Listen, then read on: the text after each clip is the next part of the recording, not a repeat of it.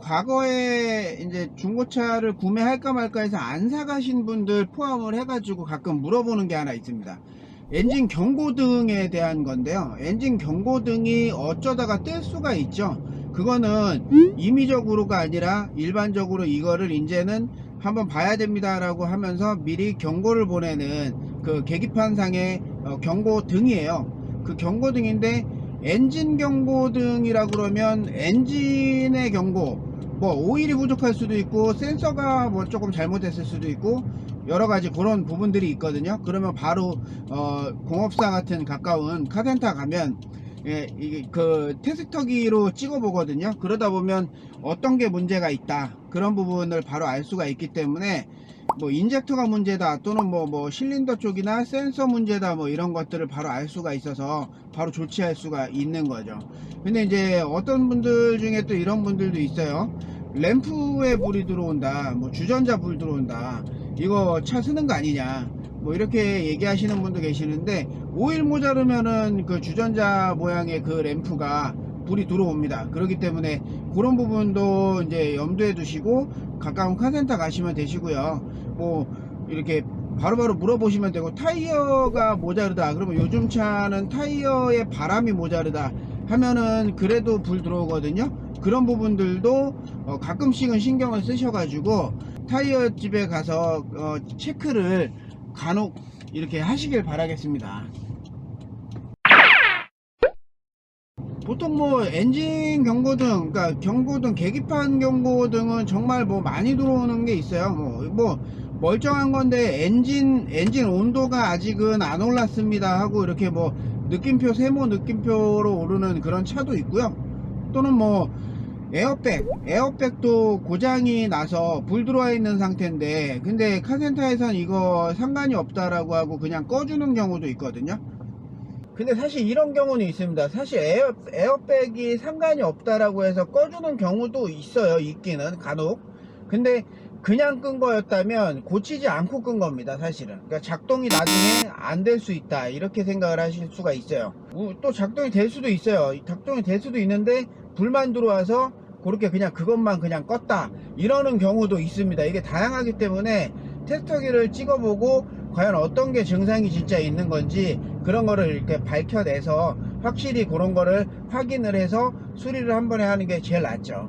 인젝터 부분이 조금 노후화가 조금 됐다, 또는 뭐 오일이 좀 많이 부족하거나 또는 노킹 현상이나 이런 부분들이 좀 심하다 이러면 엔진 경고등이 떠요. 엔진 경고등이 뜨는 거는 그냥 노란 불로 이렇게 뜨긴 하는데, 어떤 등인지 내가 모를 때는 그거를 사진 찍어서 아는 카센터 분한테 보내서 이런 불인데 뭔가 좀 먼 거리에 있을 때는 한번 문의를 주셔도 될 것 같고, 카센터에 문의를 주셔야 이제 그런 것들은 확인이 되니까 그렇게 알 수가 있는 거죠.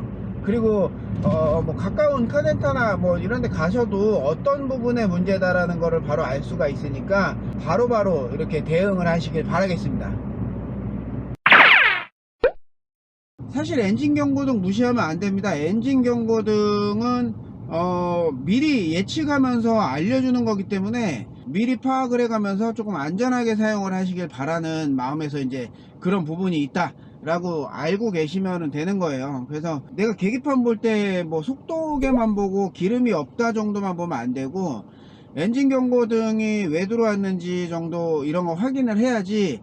엔진 온도 센서가 고장이 나도 엔진 열만 오르지 그 냉각수가 안 도는 경우도 있거든요. 그러면 엔진 열만 오르면 그 실린더도 노후되고 실린더가 많이 닳게 돼요. 그러다 보면 나중에 압축 압력이나 이런 부분도 부족해서 연비도 많이 안 좋아지고 이러는 현상들이 발생을 할 수가 있죠. 그러면 내 차 왜 이렇게 기름이 좀 많이 먹는 것 같나 옛날보다. 그러니까 물론 바로바로 느끼진 않겠지만 천천히 그런 걸 느끼고, 물론 그게 연료 펌프일 수도 있지만 연료 펌프가 조금 많이 안 좋을 때도 기름이 좀 많이 먹어요. 좀 그런 현상은 있어요. 그러니까 열에 한두 개는 그런 현상이 있는데, 만약에 엔진 열이 올랐는데도 불구하고 그냥 쓰면 엔진 오일도 줄어들 뿐더러 엔진 실린더나 이런 부분도 많이 닳게 돼 있기 때문에, 그게 닳아버리면 그만큼 힘을 더 내야 주행할 수 있는 그런 힘이 나오기 때문에 연비는 연비대로 기름은 기름대로 하여튼 많이 달고 있는 거죠. 그거를 모르고 사용할 수가 있는 거니까 그 부분을 조금 더 유념하셔서 경고등이 뭐지 하면서 가끔씩 시간이 날 때는 가까운 카센터 또는 아는 분한테 요청하셔가지고 그 부분이 뭔지 꼭 물어보시고 해결을 하시기를 바라겠습니다. 중고차 폐차 같은 것도 가능합니다. 저희 쪽에서는 오래된 차, 그러니까 경고등도 사실 아까 말씀드렸지만 경고등 정말 많이 들어오거나 차 자체가 이제는 더 이상 쓸 수 없게 좀 많이 안 좋다, 그리고 뭐 신차 또는 중고차 새로운 거를 사서 이제는 필요가 없다라고 느껴지시는 그런 차들, 그리고 좀 오래돼서 어쨌든 폐차를 해야 되는 그런 차들은 문의를 주시면 제가 다 안내해드리고 있습니다. 요즘에 금리가 올랐다고 했죠. 제가 그때 말씀 한번 드렸는데 금리가 올랐기 때문에 좀 더 신중하게 구매하실 때는 조금 더 신중을 기해서 구매하시길 바라겠습니다.